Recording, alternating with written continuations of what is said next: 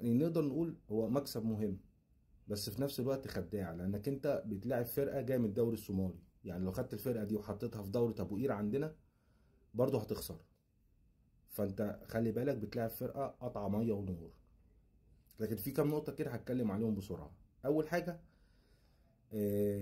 احمد شريف بعد ما جاب الجون انت راح تترقص لي على الخط وتهز لي وترقص لي وتعمل لي. انت متعادل اخر ماتش مع المحله وخسران من الاهلي ومتعادل مع الجونه، ولا انت ماشي مش عارف انت ماشي بمبدأ اللي فات مات يعني؟ ايه مدى السعاده والبهجه اللي على وشك ده عشان انت جبت جون؟ طب بتلعب فرقه جايه من الدوري الصومالي.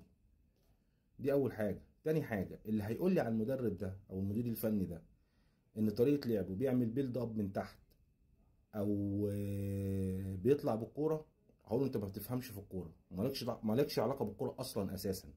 الراجل ده يعني انا شايف ان هو ما يعتمدش على الفكره دي تماما، بعيد.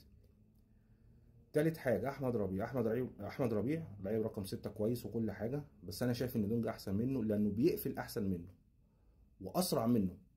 كسرعات هو اسرع منه. فاحمد ربيع هو لعيب كويس بس ما عندوش الحتتين دول، فهيجي في الماتشات التقيله هيعاني. بالنسبه بقى لاخوان بزيرة، الوحيد اللي بيبصيله كوره صح عمر جابر.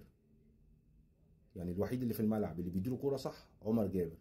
بقيه الفرقه معرفش شايفاه قصير زياده عن اللزوم فبيديله كور طويله، ولا هما مش شايفينه في الملعب. ما تفهمش، يعني في حاجه غلط. ولكن يحسب للعيبه عامه في الاخر خالص ان هما بالرغم من 3 شهور وفي مستحقات وكده، في روح كويسه، في ابتسامه، ما تحسش ان في مشاكل يعني. دي الحاجه الوحيده اللي تحسب للفرقه يعني بغض النظر عن النتيجه.